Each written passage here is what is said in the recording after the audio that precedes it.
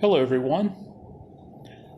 I have in my hand on Kindle this book, Sherlock Holmes, The Complete Collection. And the very first chapter is A Study in Scarlet. And it says here, Part 1, being a reprint from the reminiscences of John H. Watson, M.D., late of the Army Medical Department. Interesting how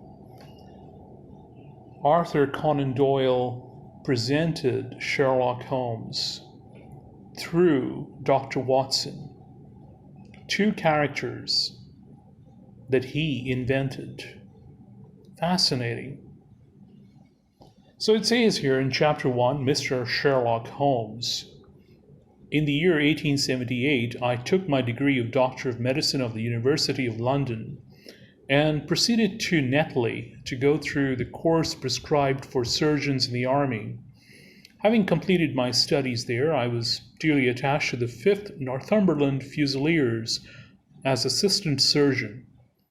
The regiment was stationed in India at the time, and before I could join it, the Second Afghan War had broken out.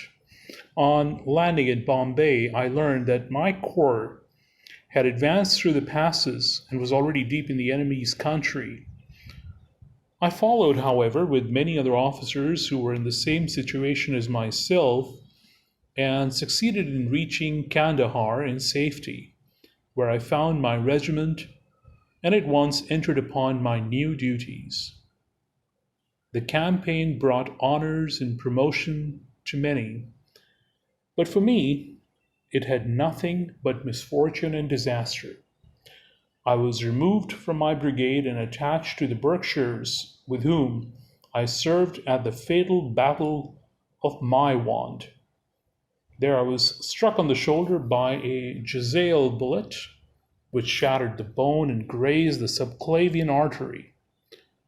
I should have fallen into the hands of the murderous Ghazis had it not been for the devotion and courage shown by Murray, my orderly, who threw me across a pack horse and succeeded in bringing me safely to the British lines. The way this is written right from the beginning, you enter into a reality, into the scene, into the situation, and it is laid out so clearly in details, providing a background and context for the character of Dr. Watson, which in turn becomes essential to the understanding of Sherlock Holmes.